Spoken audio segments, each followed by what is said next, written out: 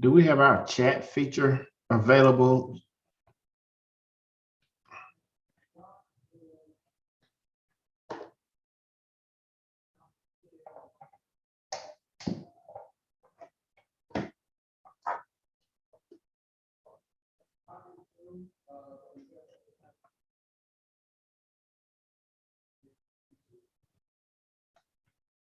I can't hear you through my speaker. Let me double check.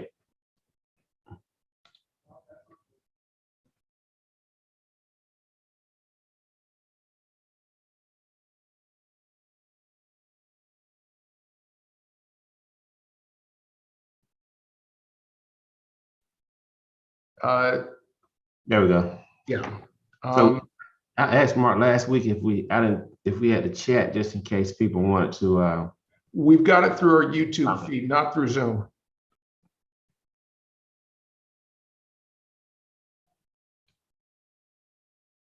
Oh, okay. Interesting. All right.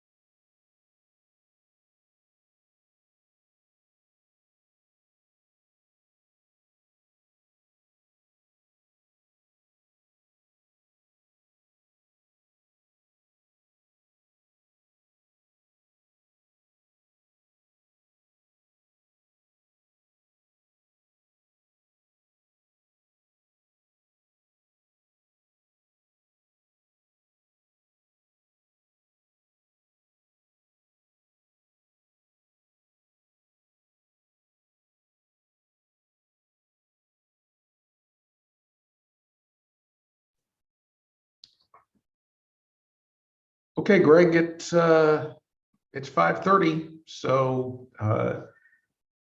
if you want to kick us off, get started, feel free. Greg, it's 5:30. So if you want to kick us off, get started, feel free.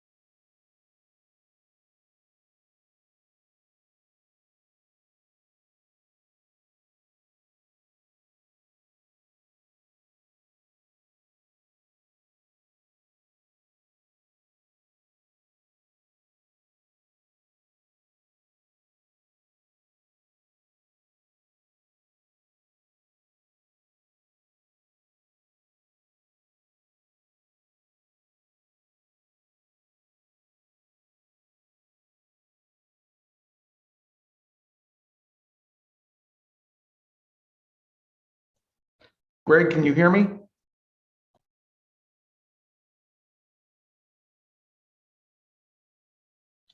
Hey, Mike. Hi. Yes, sir. I hear you. I'll be speaking in just a second.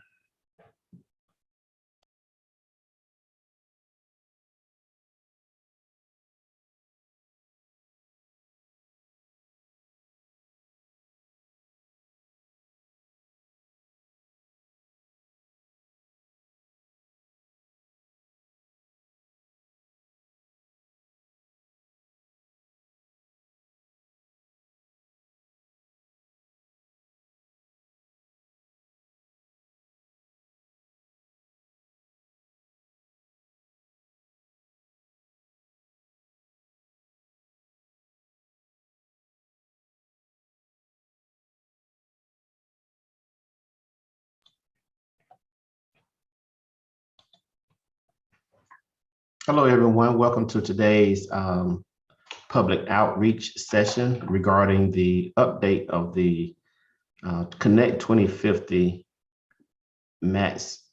Metropolitan Transportation Plan update. We're in the process now of gathering input from the community regarding the update of our Metropolitan Transportation Plan. This plan includes over $500 million of transportation projects, and it will assess all of the existing transportation network throughout the community. So today's session is designed to gather feedback from the community regarding the transportation priorities for Macon-Bibb County and parts of Jones and Monroe counties. This update is a 4-year, it's updated every 4 to 5 years, and it includes a list of projects that will be implemented over a 25 to 30 year time frame. The plan includes future transportation improvement projects such as pedestrian and bike facilities projects, bridge replacement projects, safety projects, operational projects, and so forth. So we are offering this online virtual segment today to obtain feedback from any of the general public who would like to provide feedback. So Mike, if you would like to, if you would just talk about some of the projects that we have here on our project map. And if anyone who are watching via YouTube, if you would like to submit any comment, please feel free to do so in the chat portion on YouTube. Also, we offer a survey that could be completed online at www.maconmpo.com. And that way we can get your feedback from your responses via the survey online. Michael, I'll turn it over to you if you would like to talk about some of the projects that we have on our project map. All right. Thank you very much, Greg. Just a quick point to introduce myself. My name is Michael Greenwald. I am the Planning Director and the MPO Technical Coordinator, Planning Director for the Macon-Bibb County Planning and Zoning Commission, MPO Technical Coordinator for the MATS MPO area. And before we go into the individual projects, let me set the stage a little bit to understand what MATS is. What you see on the screen in front of you is a description of the actual MATS jurisdiction area. And what you'll see is that the map covers all of Macon-Bibb, but it also covers a chunk of Monroe County and a chunk of a chunk of Jones County and a chunk of Monroe County. The reason for this is that the actual boundaries of the MATS area are set by the federal government after every census. We just completed one in 2020. These boundaries are based on the 2010 census.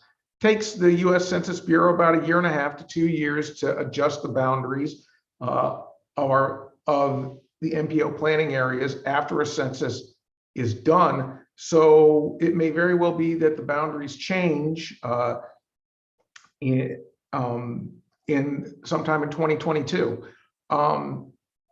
As a practical matter, we've never seen the boundaries get smaller. So this is actually a really good starting point for discussion about the geographic area that is covered by these transportation projects.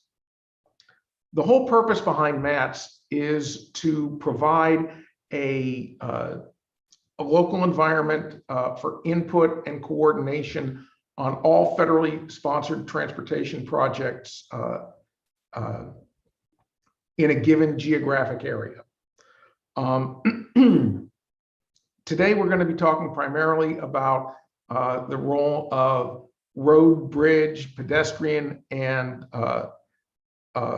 our transit system projects, but it could extend to any other federally sponsored transportation projects as well. So things like extensions of the runway at the Middle Georgia Regional Airport, or any type of navigation work that if it were to take place on the Ocmulgee River, those would also be part of the portfolio of projects that would come under MATS jurisdiction.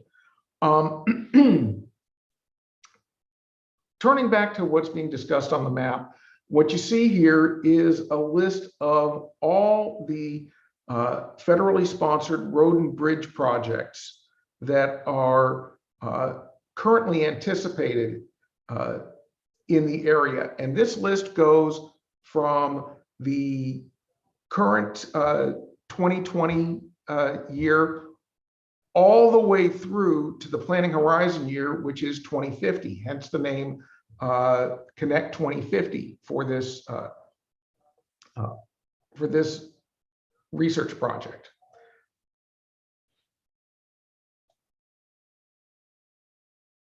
Give me one moment.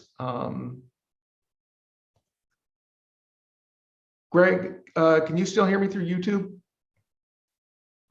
I'm not actually watching through YouTube. I'm watching through the Zoom. Oh, okay. Well, if anybody who is watching through YouTube could just let me know through a little note in the chat box if you can hear me, I'd greatly appreciate it. Anyway, these projects are listed sequentially in terms of order of the current understanding of their order of priority. These projects are of a variety of different transportation types. There's your standard road project, which is widening of lanes or cutting new right-of-way. There is bridge repair and replacement. There is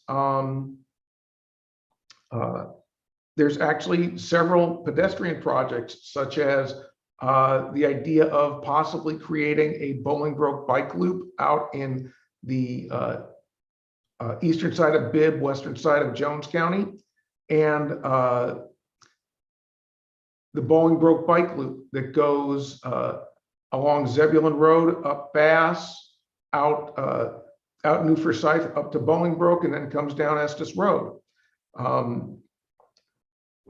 The timeline for any individual project tends to fall in specific categories, specific years. So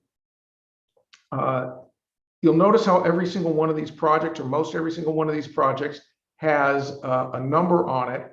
That number actually corresponds to a known list, and I'll show you what that looks like. This is actually a template of what's called our Roads and Bridges master project list. And every single one of these projects has been given a rough priority number.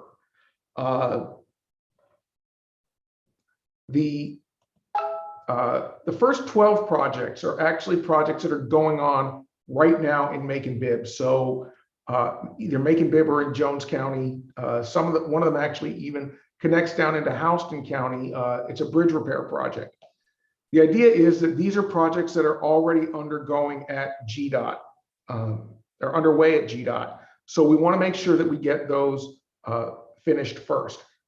After that come the projects that that GDOT and the community want to get done in a little bit longer of a time frame, usually 5 or more years out in terms of completion.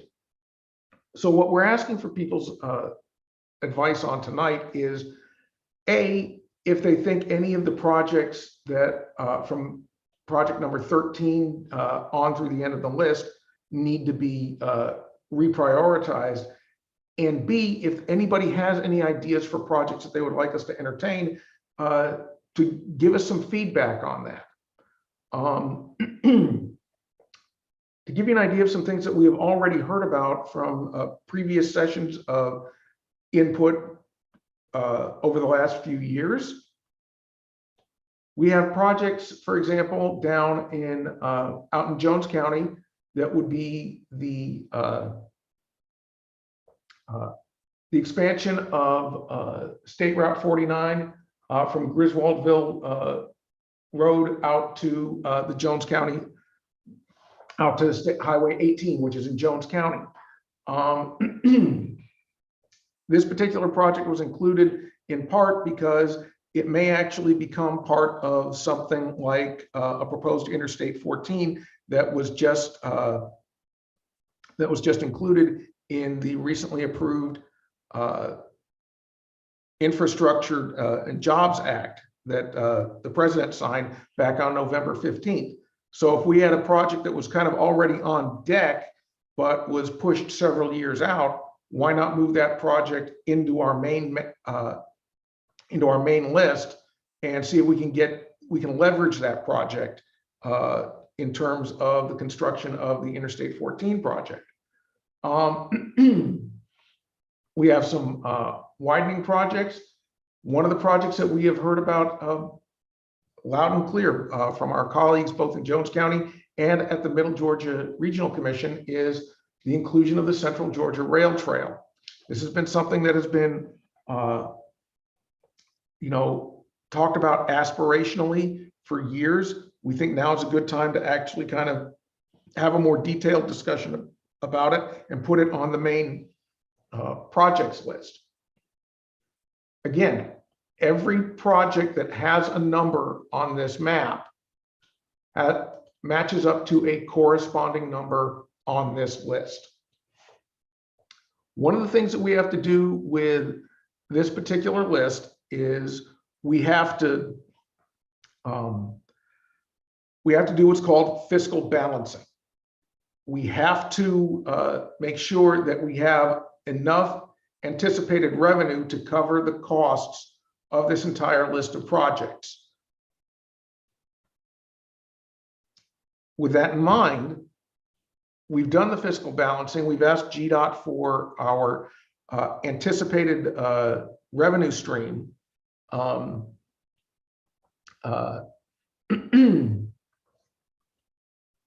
And when we compare what we anticipate for funds through 2050, compared to what our known costs are at this point, we still have about, right now, our best estimate is around $160 million of anticipated revenue. I want to be really clear about something when I say anticipated revenue. This is a budget forecast. There's not an account that we're drawing from where there's $160 million just laying around. This is all just a budget projection. We just need to make sure that we are actually doing our best to live within our anticipated means. Sorry about that. Had an unanticipated phone call there. Sorry, folks. Sometimes the real world likes to intrude on presentations. So we have this $160 million available to us.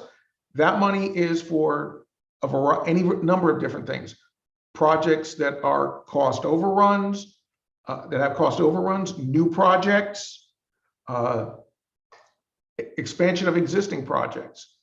One of the things to keep in mind about this list is we're building what's called a finalized list for Georgia DOT so that they can do some environmental modeling for us. At some point, we have to lock this list for the purposes of giving it to Georgia DOT for their modeling, but that doesn't mean that we can't change this list at points in the future. If people want to take projects out that haven't already started, if people want to add new projects, as long as we have the money, we have a formal amendment process. We can update this list even after we've developed the plan. The plan is best understood as a living document. So, with that said, about our roads and bridges list, I want to take a quick minute to go over what our transit system is. Now, what you see on the screen here is a master route map of all of the routes that are currently active in the Macon-Bibb County Transit Authority service area. Macon-Bibb County Transit is the only transit provider of its type. It's the only main bus system that operates in the MATS area. Doesn't mean that it couldn't extend service out into Jones or Monroe if those communities decided that they wanted to reach out to Macon-Bibb for service extensions, or Macon Transit Authority if they wanted to do service extensions, or conceivably Jones and Monroe could decide that they want to establish their own transit services.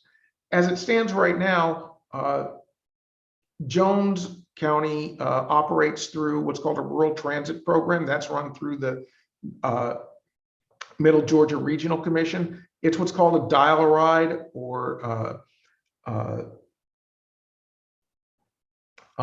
it's essentially a dial-a-ride service. It's point to point, whereas what Macon-Bibb has is fixed route. Monroe County doesn't even have point to point dial-a-ride service right now. They don't feel that they need it, and it's not really our place to tell a community that they have to do something.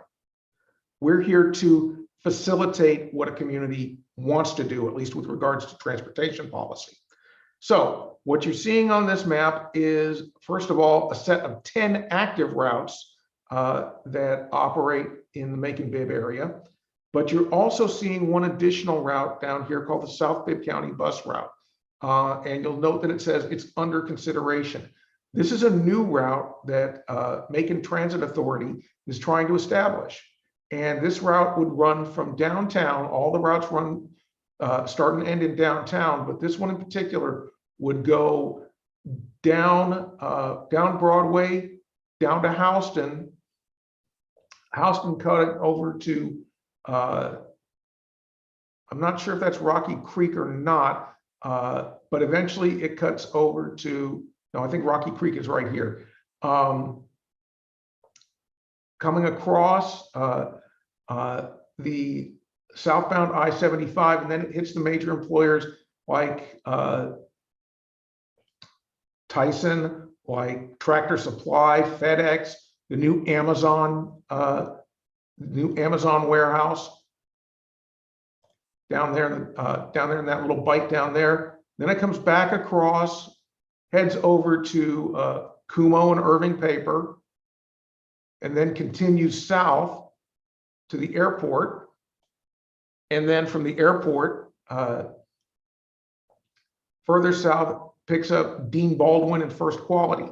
The idea behind this route is to connect the employees in the employees that live along the route in South County and or in other parts of the county through the downtown transit terminal to these major employers. We know that transportation is a significant impediment to getting a job. We have people who have jobs they want to fill, and we have people who have jobs who are more than willing to work, but they just can't get connected. And this route is intended to address that problem. So that's it for the moment for the roads and bridges project list and for the transit routes. We're more than happy to entertain any questions that anybody has online. Please feel free, put a message in the YouTube chat, and we'll be happy to talk about it.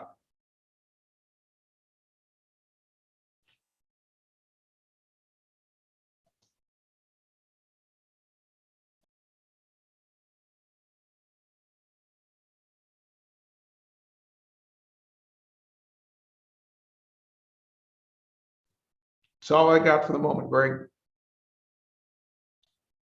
Sure. Okay. Thanks, Mike. Well, this session is being provided as an opportunity for those who may want to join the chat today, and we'll stick around for a little while just in case someone comes on, and then we'll address questions and take comment from the general public if anyone so chooses to come online. So we'll be here for a little while. So just hold tight, and we'll be here.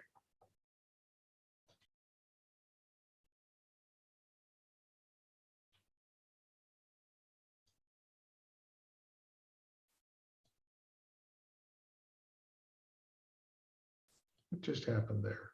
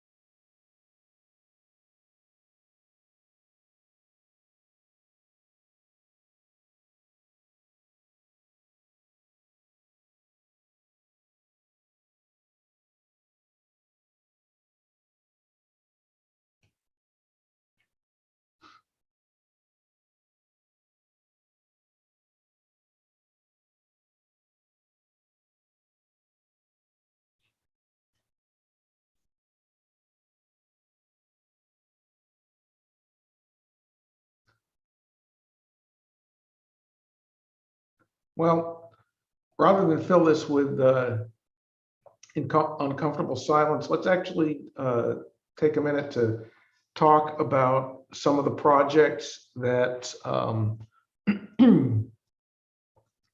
that we haven't fully explored in the process of this presentation, but might be of interest to the general public going on around the region. So if I can get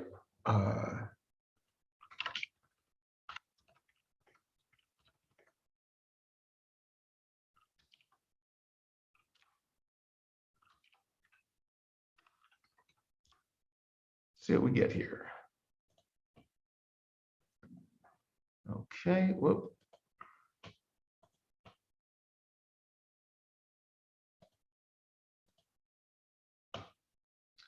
Okay, here's a good one.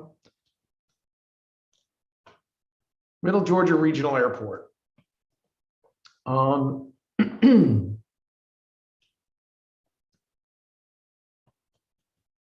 Middle Georgia Regional Airport is, as the name implies, it's one of two airports in the MATS planning area. The other is the Herbert Smart Field, which is way up by the old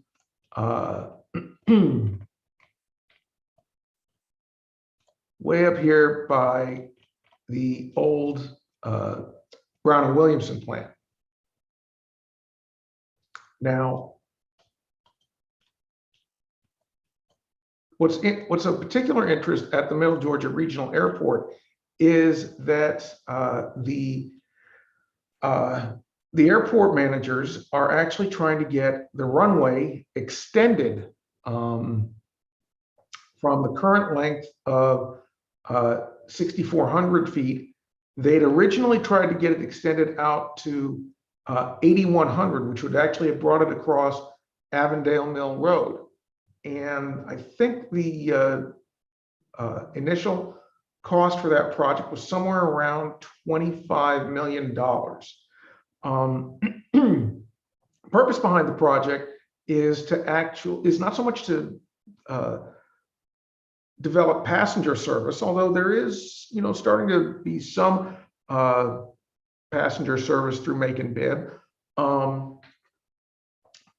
but rather it's to land larger aircraft, particularly in the 737 class, for the purposes of doing repair and maintenance work on bigger aircraft down here at Dean Baldwin Painting.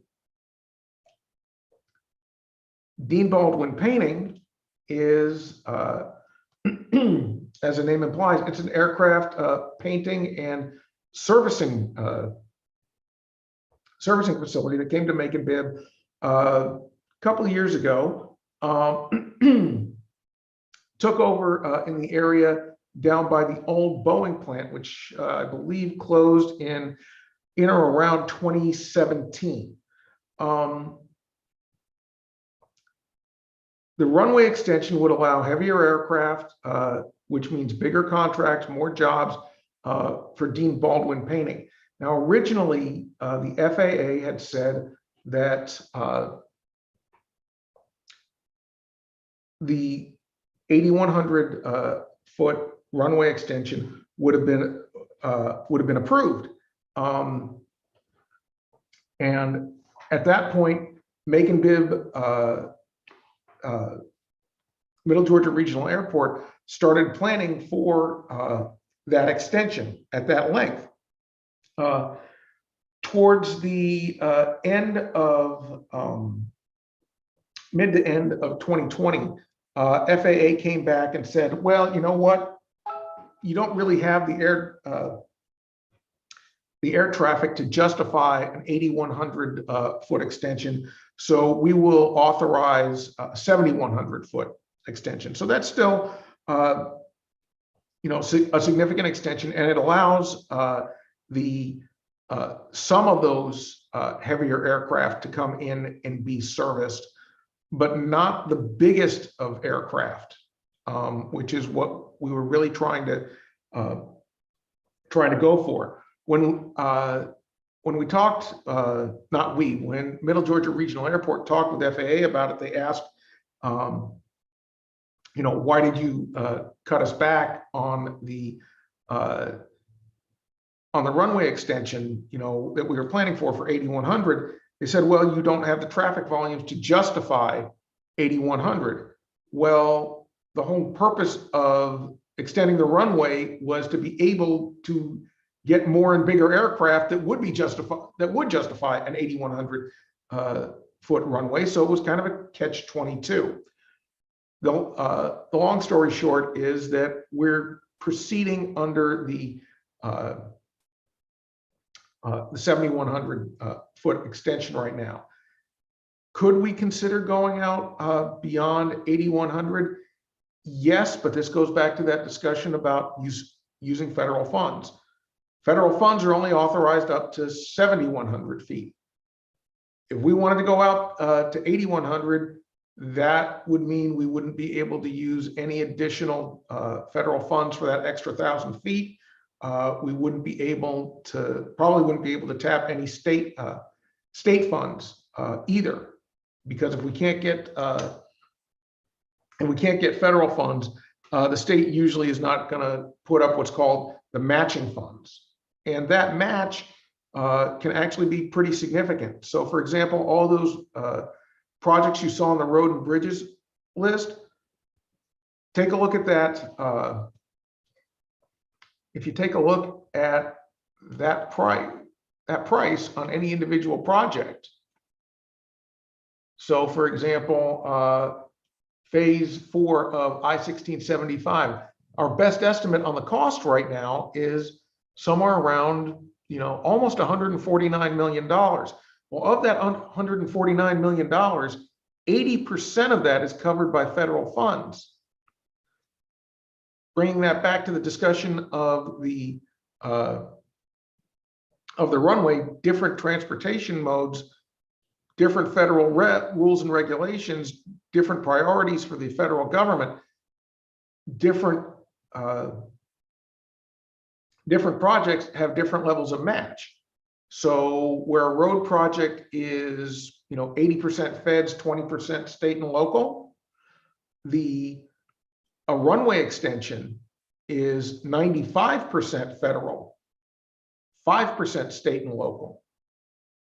And that discussion of local match is actually really a significant policy discussion that takes place at the local level in negotiation with the state, because on any individual project, the state can say, you know what, we'll handle the entire 20% match, or they'll say, we won't handle any of the 20% match. So an example of both of those types of projects that are currently going on, I-1675, state's covering the entire portion of the required match. So 80% federal, 20% state, not a dime coming out of the local budget. In contrast, Bass Road, this is a project that the locals have wanted to do for years, expanding and improving Bass Road from Zebulon Road all the way up through the Providence going past Providence subdivision, going out to New Forsyth, and then on to Riverside. The first phase of that is the expansion of the expansion of the road between Providence out to New Forsyth. That's a $35 million project.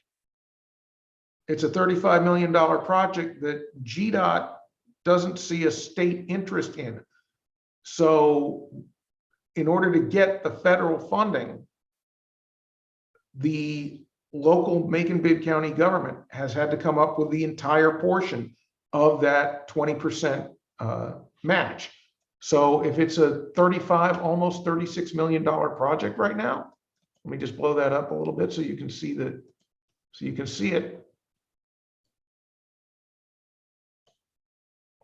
yeah, this is a $35.8 million project, and you can see that in the past two what are called TIP planning documents,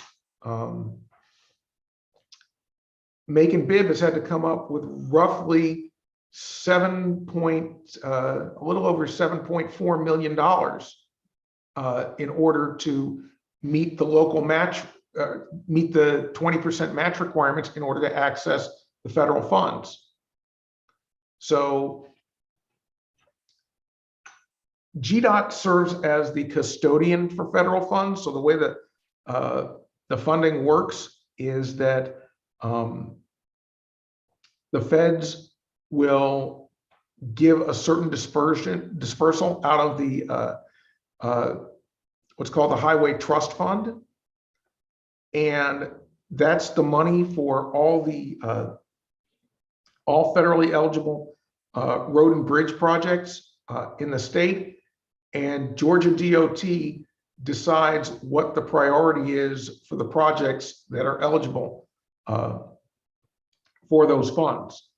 And then of those funds that, of those projects that are deemed eligible and worthy, it's then up to organizations like MATS to figure out how to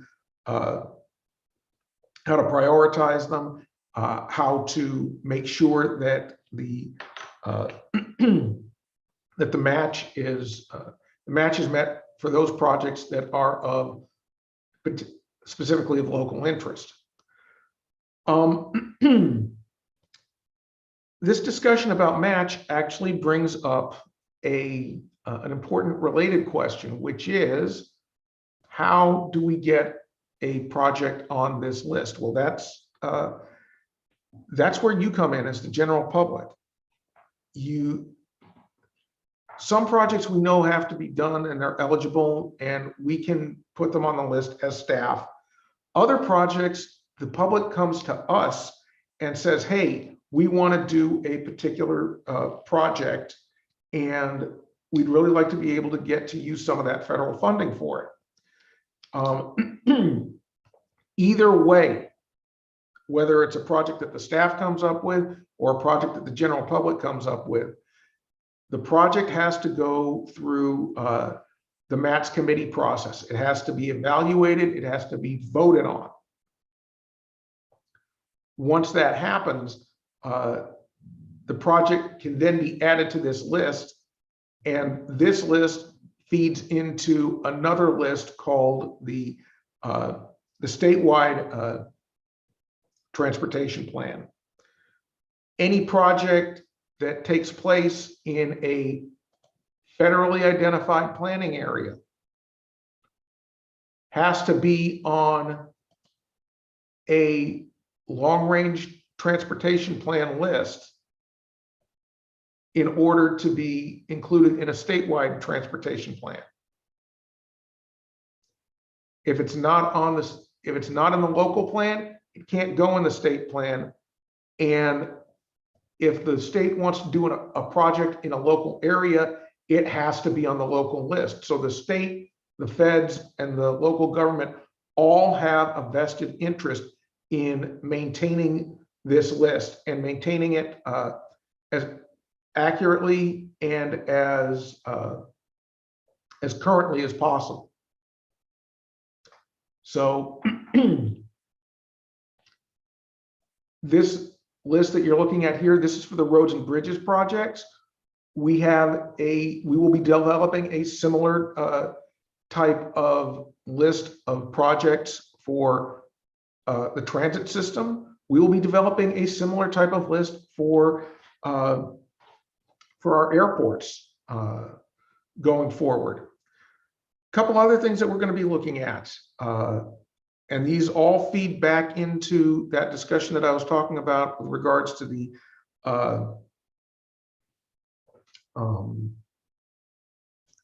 jobs and infrastructure bill. We're going to be looking very hard at the possibility of, what's going to happen with rail, passenger rail. An example of something that we that we're looking at is the Federal Railroad Administration is in the process of looking at trying to establish a high-speed rail corridor, starting in Charlotte, going through Atlanta, from Atlanta coming down to us out to Savannah, and eventually down to Jacksonville. In addition to that project going on,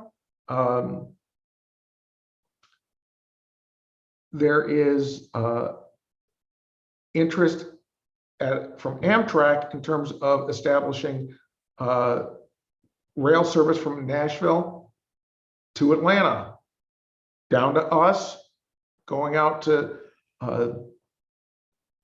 Savannah and down to Jacksonville.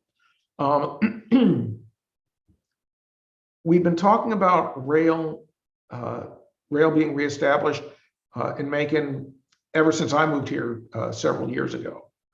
But this is the first time it's actually, you'll excuse the pun, seeming to start to get some traction. So we're going to be looking very hard at trying to get that included in our planning documents, so that we can access the federal funds. Remember, these documents have to be maintained so that we can get the federal funds. I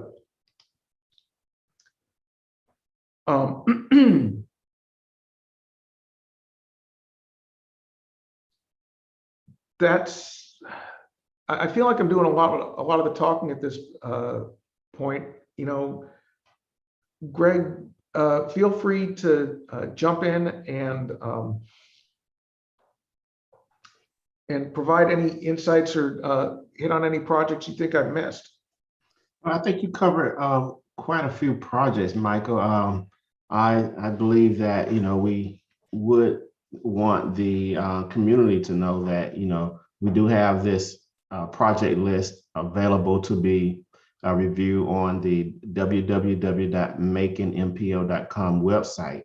So you can have an opportunity to take a look at this list, and also once you've had an opportunity to look at it, you can contact myself or Michael or any planner on staff, Mr. North, with questions, and we can certainly be able to address them. So I think, Michael, in terms of all of the projects that we have on the MAX project list, I think you've covered the major ones.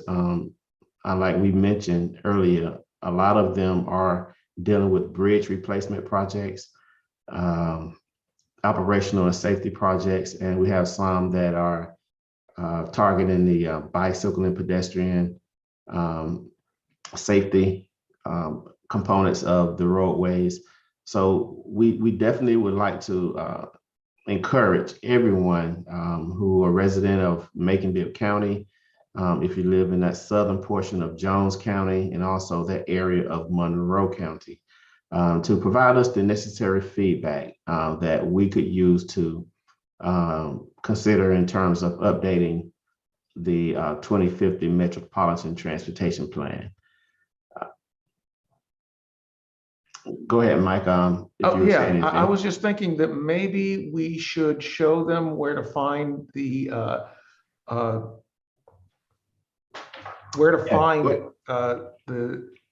questionnaire and the survey that we're talking about. Sure. So go ahead and share your screen to maconmpo.com, and we'll walk through how that works. Okay. Give me 1 second. For everybody who is watching us on YouTube right now, everybody who is watching us through YouTube can see that we have something called this discussion about the 2022 year of the plan. The reason that this is being rolled out the way it is because 2022 is actually a really big planning year, not just for MATS, but also specifically for Macon-Bibb. The reason being that every 5 years, a local government has to update its comprehensive plan. And a comp plan is actually a listing of all of the plans for various types of policy elements that make up a community. So at your economic development plan, your housing plan, your parks and recreation, etc. And you'll find when you really start digging into it is that all of these at some point connect with the transportation planning efforts. Yes, Whatever sir. you want to do, you got to get there in order to do it. So how are you going to get there? And how are we going to fund that in the most efficient and equitable manner possible? Mhm. So like I said, every 5 years we have this comp plan update for Macon-Bibb, and we also have this transportation planning effort. And the way the Georgia state law is structured, any area that is covered by an MPO planning area, you can literally just take the transportation plan that was done for the MPO, and that becomes your transportation element for your state level comp plan. Mhm. So this is why we spend so much time with the lead-in on the transportation. It's not just about planning roads or talking about economic development or talking about pedestrian infrastructure. It's all of these things at the same time. And a lot of the research that goes into doing that transportation planning feeds straight into our comprehensive plan process. So with that in mind, we wanted to try and get started early and get people to take a public information survey, which we have listed right here. It's towards the middle of the page. It's going to take a minute for YouTube to catch up with us, but you can see we've got 2 button links. You want to go right here to the MaconMPO.com match planning survey. And it'll take you straight to this page. Mhm. We have an accessibility enabled version of the survey for those who have who have difficulty reading normal print on the web. And the idea is this is really just a quick 5-10 minute survey that gets people to tell us what they're really interested in, what they think about what they would like to see in for transportation in Middle Georgia. Again, not just for Macon-Bibb, but those portions of Jones and Monroe as well.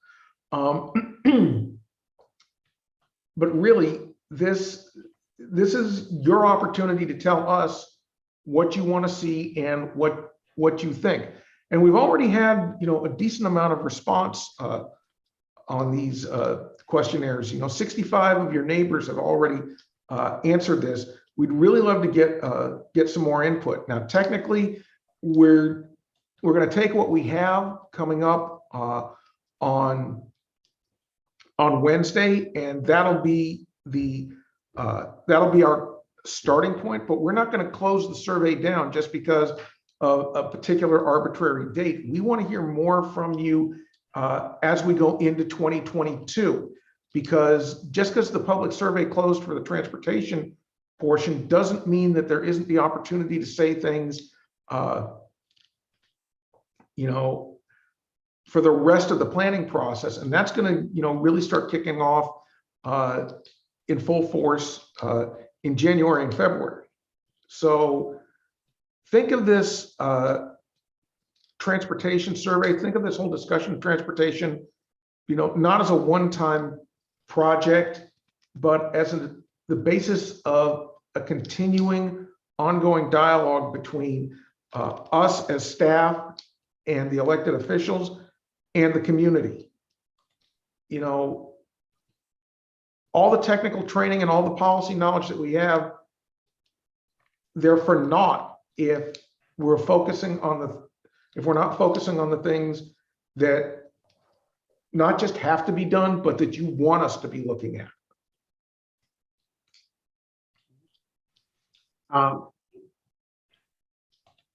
Mike, can you talk about the dollar figure that's associated with all of the projects that we have here proposed? Good question. Let me minimize this a second, real quick.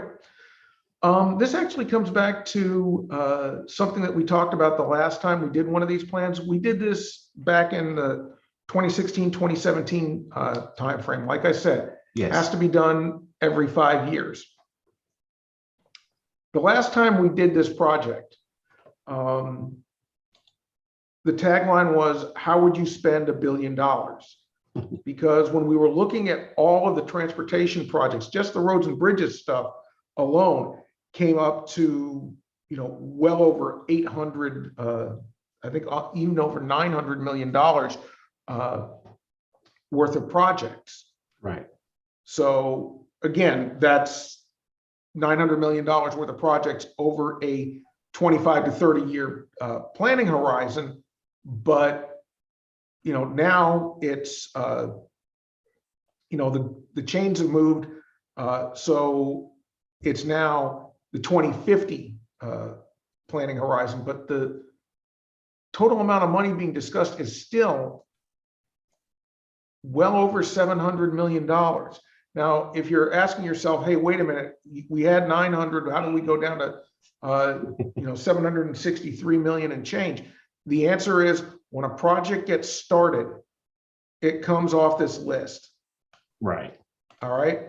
Once you see bulldozers, our job with this list is done. So projects right now that are ongoing in Bibb County or Jones or Monroe is not included on this list at all. Correct. Okay. Or projects that have, I should say, projects that have their bulldozers out there are Okay. not on this list. So you'll notice that the first project on this list is phase 4 of I-16, I-75. That's because project phases 1, 1B, 2, and 3 are already underway and already anticipated to be completed. So phase 1 of I-16, I-75, I think it's a little bit behind schedule, but you know, it's supposed to be done. It was supposed to be done sometime in spring of this last year. Of course, COVID got in the way with everything, so it's been pushed out a bit.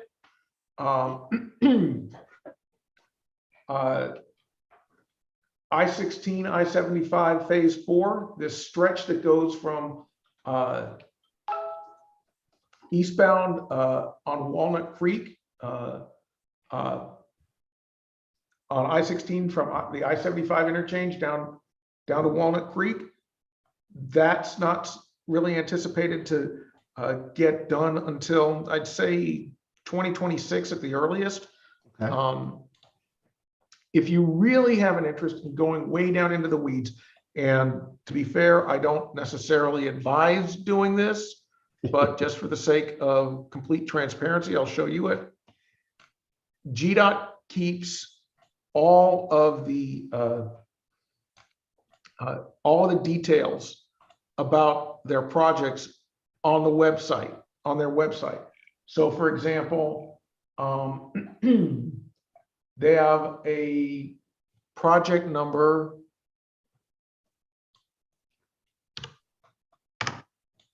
Project number 0014897, which is part of a bridge project that's outside the scope of the I-16, I-75 interchange, but it's a bridge repair project.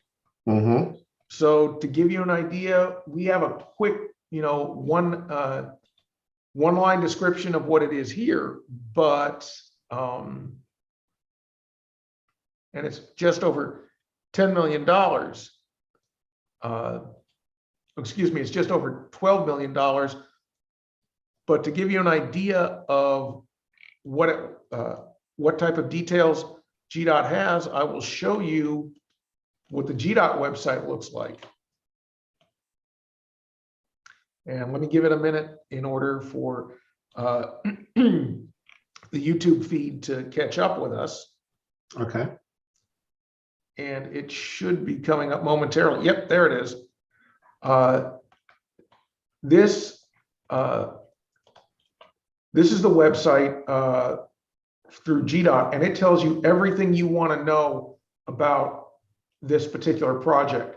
A full project description, an idea of which phases of the project have been funded. So the engineering was funded back in 2017, and it was a cost of about $1.7 million. The construction phase is anticipated to start in 2023. It's over. It's just about $10.4 million. You can get the various construction and pre-construction status reports. So this will be where you would find out all the nitty-gritty details about the environmental work, about the engineering. It tells you who at GDOT is in charge of overseeing this project. It tells you which congressional districts a project is in. So it's in the 2nd congressional district, which I happen to know is Sanford Bishop's district. It tells you which Georgia State Senate district it's in, which Georgia State House district it's in. So you know who the representatives are. If you have any questions about this project, you know who to contact among your state level elected officials. To give you an idea of what this is supposed to do, this list right here, as detailed as it gets, it is just really the Cliff Notes shorthand version of what is covered on the state website. So this is for the roads and bridges projects, but if you go and take a look at Georgia Department of Transportation,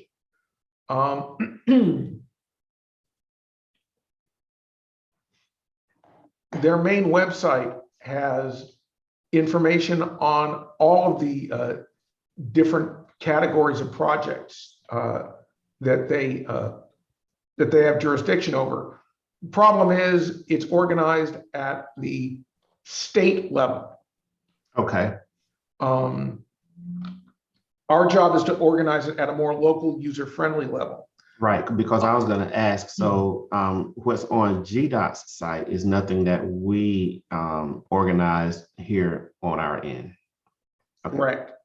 Correct.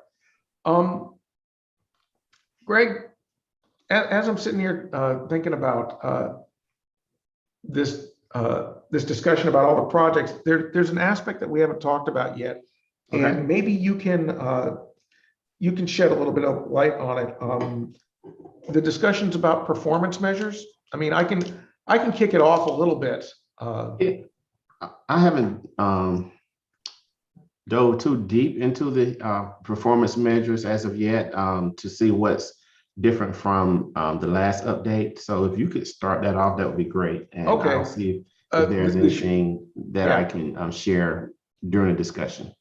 Well, the short answer is there hasn't been a whole lot of update. Okay. Performance measures were something that was brought up as part of the transportation planning process as a result of the FAST Act, which was the Transportation Act from 2015. Federal transportation policy gets renewed normally once every 5 years.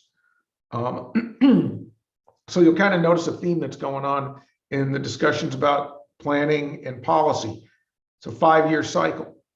Federal transportation policy gets renewed every 5 years.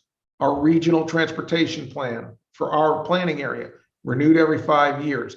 Our comp plan for our community comprehensive plan gets renewed every 5 years. The thing is, those 5-year cycles don't necessarily line up immediately with each other. They can be offset by a couple of months in any given year. They can be offset by a couple of years even. In the context of this last Federal Transportation Planning Act, the FAST Act that I was referring to, that was the first time they formally incorporated something called performance measures. And performance measures are intended as a way of evaluating the outcomes of the various transportation projects that are being funded. Way back in the earlier years of transportation planning, and when I say earlier, I mean before the 1990s. Okay.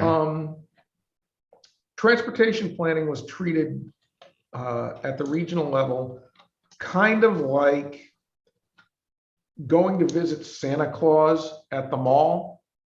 You just a happy time. What? A happy time. You going a to happy Santa time? Claus. Yes. Okay. And communities would throw everything that they thought that they could try and get funded with federal money. They weren't required to even be fiscally balanced at that point. Around about 1991, Congress kind of said, okay, we need to have a little bit more discipline in terms of how we're going to start doing this federal transportation planning, in particular, how we're going to fund various local projects. It can't just be putting earmarks in federal legislation anymore. So that's when we started getting what was the fiscal balancing requirement. Every jurisdiction like Matt's throughout the country, every federal planning area, in conjunction with their state, got a particular allocation, and the projects that they wanted to fund in an area, fund whatever you like that was eligible with federal funding, prioritize the projects however you want, but you're not going above a particular dollar figure. Okay. So that was back in the 90s. As we progress forward, there's still plenty of projects that are being funded that are, very heavy in terms of, it's all about roads and bridges and ribbon cutting and stuff like that. And, some people who were the members of Congress who were in charge of transportation policy started looking around and saying, you know what, we need to make actually sure we're getting some bang for our buck in terms of things like improving safety, improving the movement of goods and services, and actually showing some equity in terms of the way these transportation projects are being selected, funded, and completed. So that's how we got to the requirement in the FAST Act. FAST standing for Fixing America's Surface Transportation. One of the things about the feds is they love their acronyms. I mean, absolutely. There are more acronyms in any federal planning document than in a can of alphabet soup.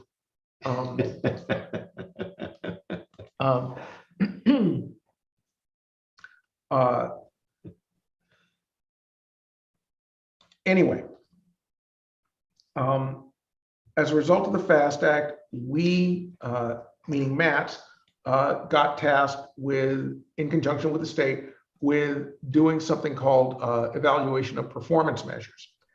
And we currently have a chapter of that in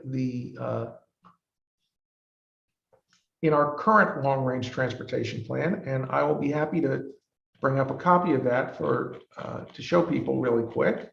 Okay. And you can, for the record, you can find our current long-range transportation plan through the MAPS website. Go to maconmpo.com, go to our documents, click on long-range transportation plan. That's going to take me a minute to download this document because it's 20 megs. And okay, that was faster than I thought. Take a look at our table of contents, chapter 13, performance-based transportation planning and programming. Yep. Basically, performance measures can be broken down into 3 categories, and it'll take me a minute to get there.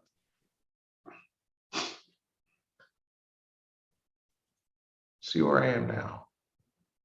Whoop, overshot. I think you were going for page 237 or something like that. I am. And I'm, like I said, I'm overshooting it badly. Hey, it's okay. Oh, there we go. Okay. Performance measures can be broken down into 3 basic types: safety, infrastructure condition and system reliability, freight movement, and congestion and air quality. All right. And among our staff, we have specific responsibility over particular measures related to these measures. So I, for example, look at the data with regards to things like pavement condition, bridge condition, and congestion in the performance of our national highway system level roads. So things that are on the state or federal highway system. It's not so much looking at congestion on things like the local streets downtown. It's more like, what's congestion look like on that section in Macon-Bibb, Old Forsyth Road, that is part of the US Highway 41, Georgia State Route 19. Okay. Or in Jones County, we call it Gray Highway, but it's also part of, I believe it's US Highway 129. Yes. Riverside Drive, we understand it as a local street, but that's technically also part of, I think it's, this is where I get the numbers confused. It's US Highway 87 and State Route 23, because you'll see a lot of these, a lot of the big streets that people know really well in our area, they actually have multiple different designations. Absolutely. Because and this has to do with when they were built, and then how new interstate networks got built. So if it was always State Route 23, and then somebody from the Federal Highway Administration or one of its predecessor agencies said, you know what, that's actually a really good stretch to incorporate in our national highway network, so we're going to call it State Route 23, and it's also going to be part of the US Highway 87 system. Right. And somebody at the state DOT says, well, that's great, because that means we can also use federal funds to fix those potholes now. But actually, it's US 23 State Route 87. See, I knew it. I knew I was going to get those confused. It's cool. I always get those backwards. That's an example of, so this is one example of performance measures. This, what you're seeing here is a complete list of what the national goals are and how they're being measured. Right. And we have data sets associated with all of them. We have recognized data sets that we can use to work on them. Like I said, I take the lead on looking at things like the infrastructure condition and system reliability. Greg, you've been doing the most with the safety data. Do you want to take a minute and just describe that real quick? Regarding the safety. The safety performance measures. Right. So, of course, safety is dealing primarily with looking at ways to improve our road network, our pedestrian infrastructure, for the whole purpose of reducing traffic fatalities and also reducing the serious injuries on all of our public roads. So that's the main goal of the safety aspect of the performance measures. And then if you look at the chart there, it talks about, everything that it sets out to accomplish. It looks at the number of fatalities, how many fatalities we have per 1 million vehicles miles traveled throughout our communities, the number of serious injuries, and also our serious injury rate, again, at per 100 million vehicles miles traveled in our community. So it's our goal to see how well we've done in terms of our performance measures, specifically from the last update up to this current update. So we will look at our data. We utilize several. We can obtain data from a number of reports, specifically GEARS. That's and I think it stands for Georgia Electronic Accident Reporting System. We can also connect with our local sheriff department to obtain information and data. And again, that will let us know where we stand, basically, in terms of whether we've improved whether we reduced our fatality rate or whether things have gotten worse. And that will help us then determine, how to best improve our road network throughout the county, throughout the community. I think you're hiding your light under a bushel a little bit, Greg. Talk a little bit about your work with the Pedestrian Safety Review Board and how that might tie into this. Right. The work with the Pedestrian Safety Review Board, again, the Pedestrian Safety Review Board focus on educating the community. Macon-Bibb was ranked pretty high on the list of communities throughout the state of Georgia with its pedestrian injuries, its pedestrian fatalities. So the board was created in 2015 through an ordinance sponsored by a commissioner on the Macon-Bibb County Commission. And so the board focuses primarily on looking ways to educate the community to stay safe, how to navigate the roadways, how to cross a crosswalk, look left, look right before you cross the street. So again, like I mentioned earlier, the board utilizes the GEARS data. It utilizes also the data from the Bibb County Sheriff Department in terms of looking at high injury networks throughout the community. Where are these injuries occurring?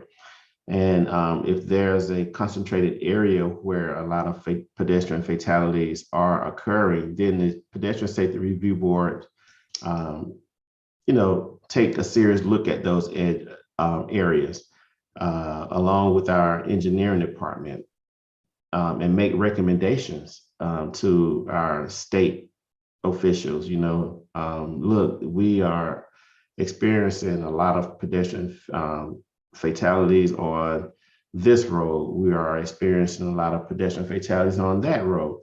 And so we try to make sure that the board looks at these areas in the community where there may be an equity issue in terms of, are these communities properly equipped with lighting? We know that lighting plays a major part in how pedestrians are able to move about the roadways, especially if it's nighttime. We look at, if the crosswalks are visible, if there are pedestrian signals at these intersections, if there are sidewalks in these communities.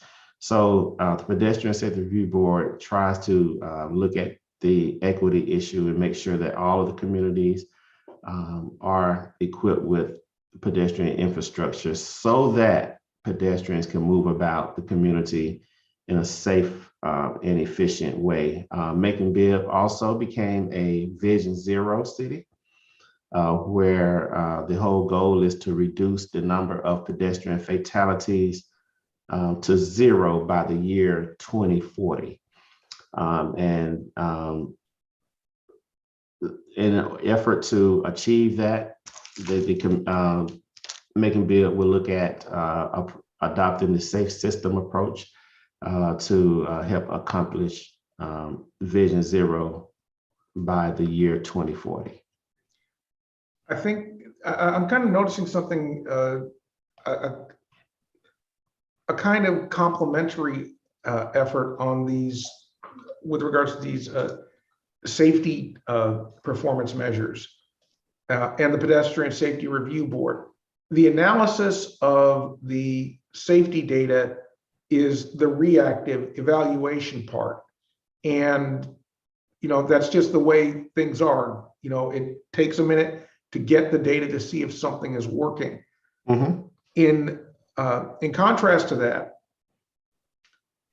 the mission of the Pedestrian Safety Review Board is to be proactive, to go out and identify those areas. Absolutely. To go out and figure out what needs to be done, what can be done, where it can be done. And on that note, I think you've actually got a couple of examples. It's been a while, but you've actually got a couple of examples where the Pedestrian Safety Review Board has actually gone out and looked at some of these issues. I'm thinking specifically of some of the road safety audits that you were involved in back in the 2015 to 2017 period. Yeah, as a result of some of the road safety audits that the Pedestrian Safety Review Board and others throughout the community has been a part of, Eisenhower Parkway, it's a federal route. And sometimes, it's kind of hard to get things accomplished on federal routes. But as a result of that survey, several improvements has been made along Eisenhower Parkway. And that highway is US Highway 80 that runs through Macon-Bibb County. At the corner of Bloomfield Road and the US 80, improvements were made there as a result of the road safety audit. The roadway was very dark at night, that intersection. So some improvements were made there at that intersection.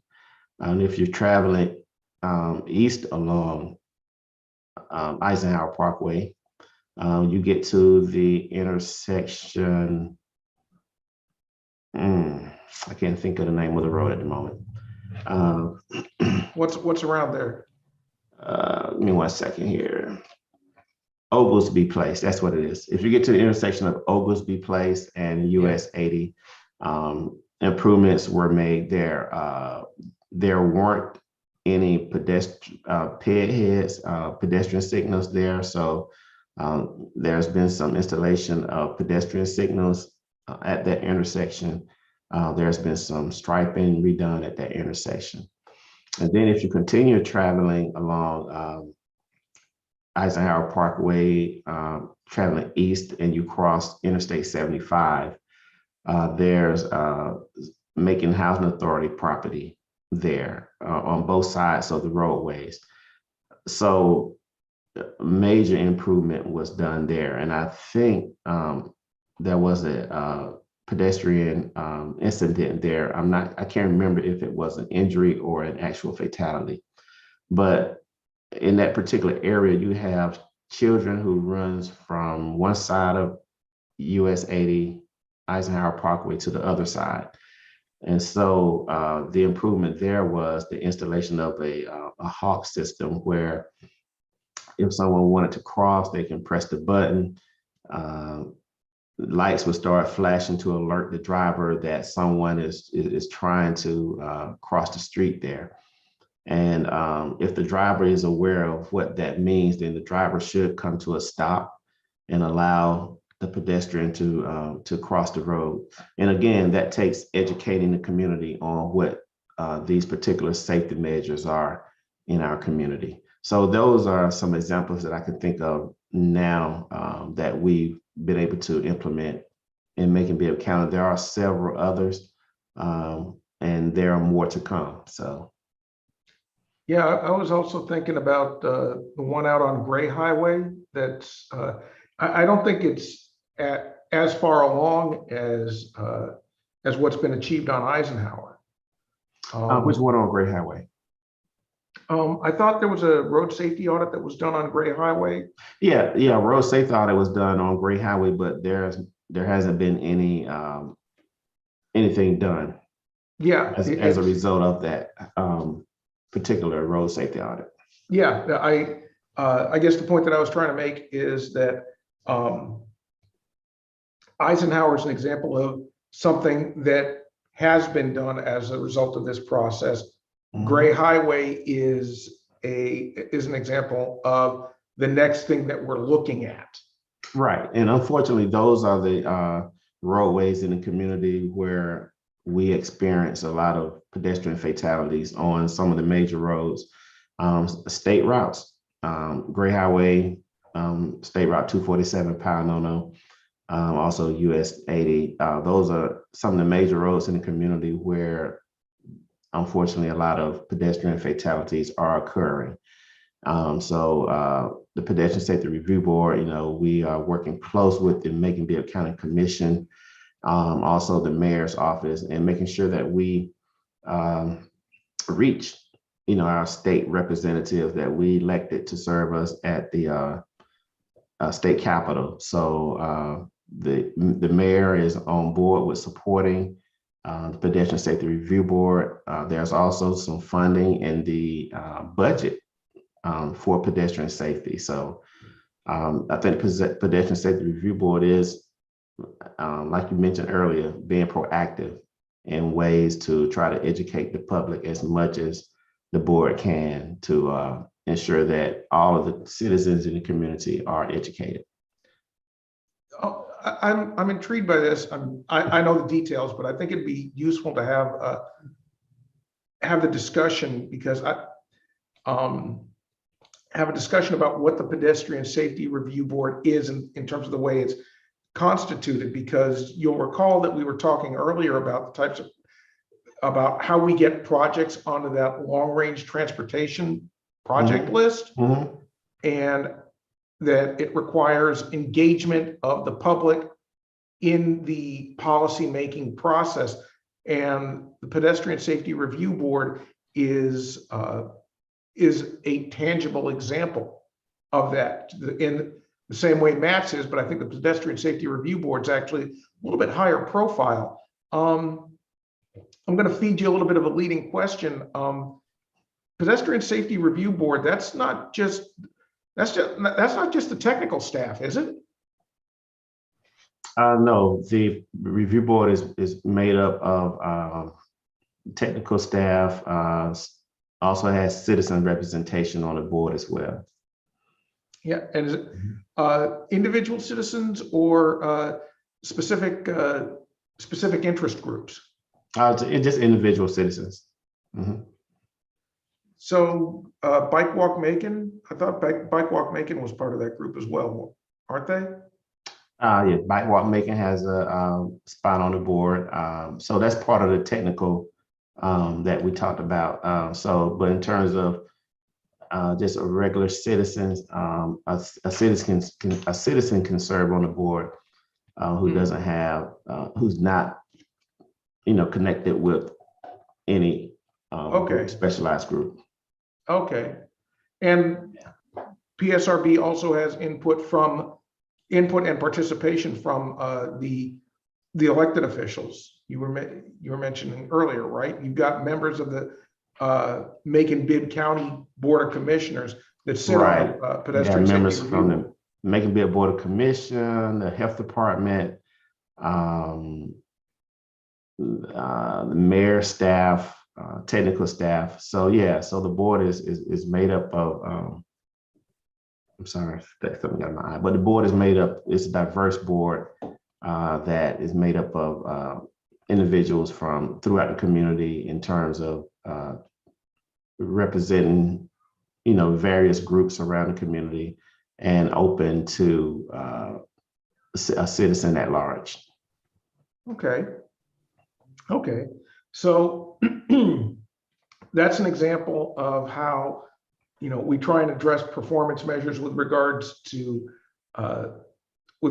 safety. These other ones with regards to infrastructure condition,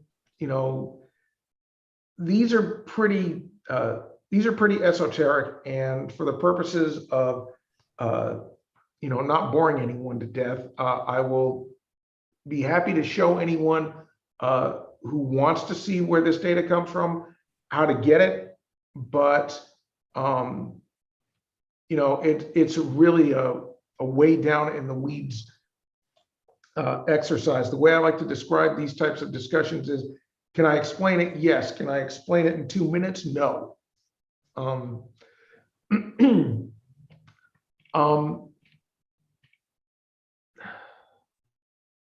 Sorry, folks, lost my train of thought there for a second.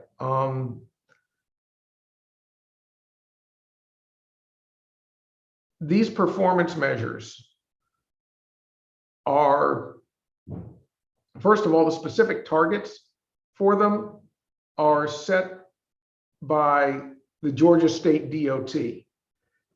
And what we try and do with regards to these targets is demonstrate where MATS falls in the accomplishment of those metrics, or where we fall deficient. The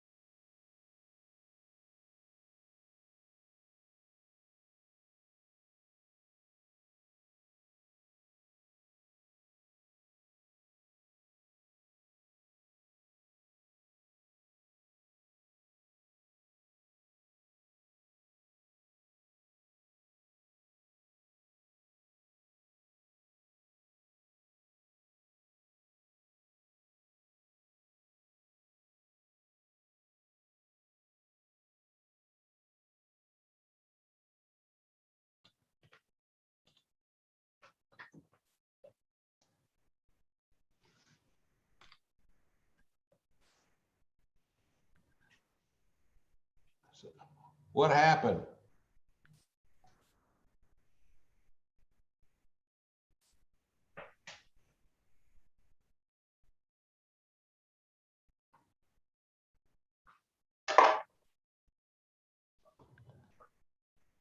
What happened?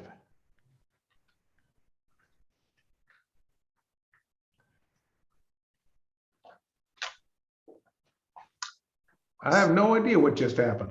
Yeah, it seems like we had some technical difficulties with the network, but I think we were basically near the end of what we wanted. We were really.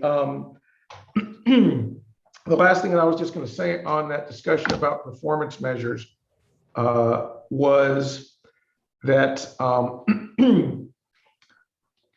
not hitting those metrics is not a trivial consideration, because if we fall deficient on any of the particular metrics, what happens is the feds and the state will come in and start saying, okay, you have to prioritize projects that address where you're weak. Right. And it's never fun to have somebody else tell you how you have to prioritize your community. Absolutely. So,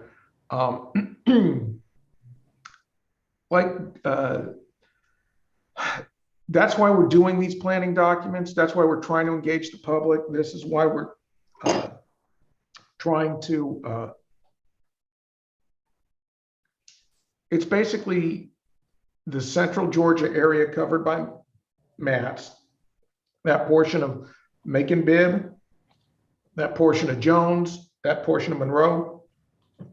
It's about taking responsibility and taking control of our own destiny, because if we don't, there are people waiting to do that for us. And I just as soon, that we set our own course. Absolutely. So, Greg, I think you're right that we are getting close to time. I've got 7:06. Technically, we're done at 7:30. I'm just going to leave the forum open at this point. If anyone has any questions, please type them in the chat box. I'll be happy to respond. But otherwise, that's the end of our formal presentation, folks. Thank you very much for joining us this evening. And again, we would like for you to provide feedback. We do have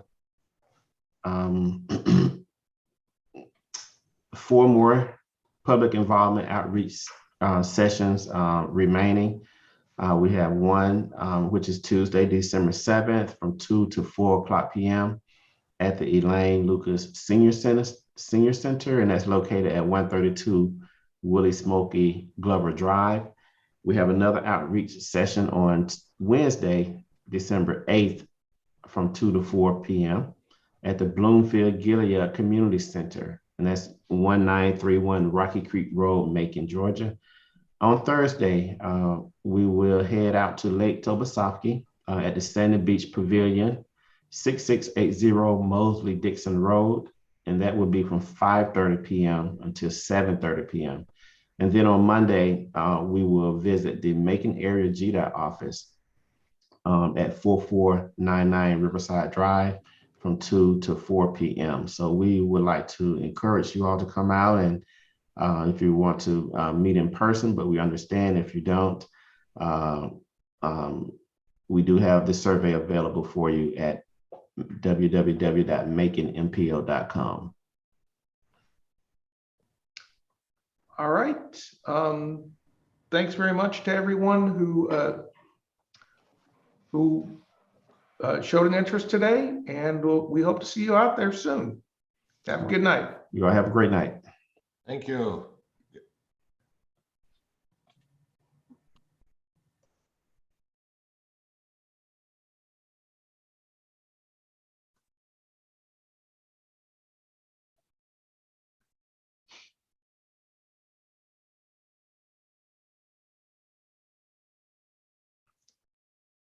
For those of you who may still be watching, I'm going to just wait here until 7:30 and attend any questions that may show up in the chat box.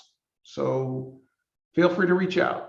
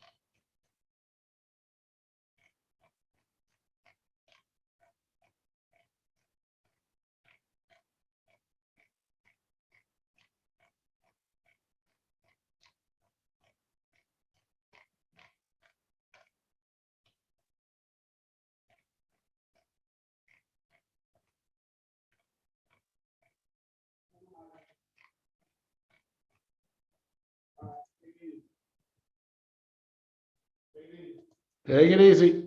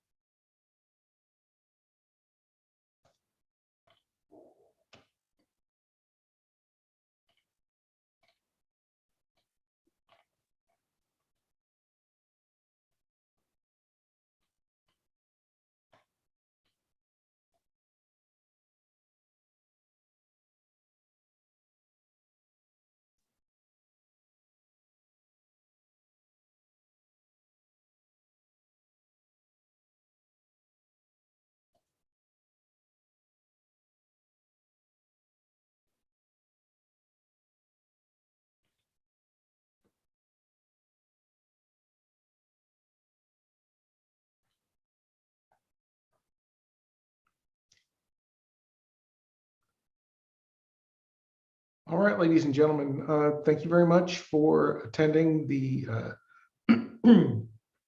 the Match 2050, the Match Connect 2050 virtual open house this evening. This concludes today's presentation.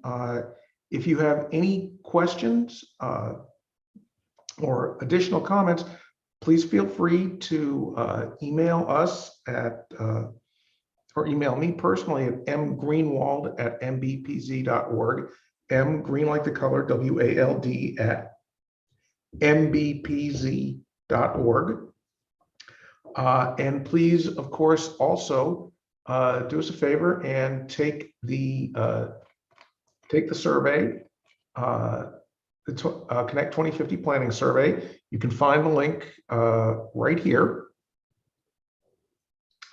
And that link will take you to this page.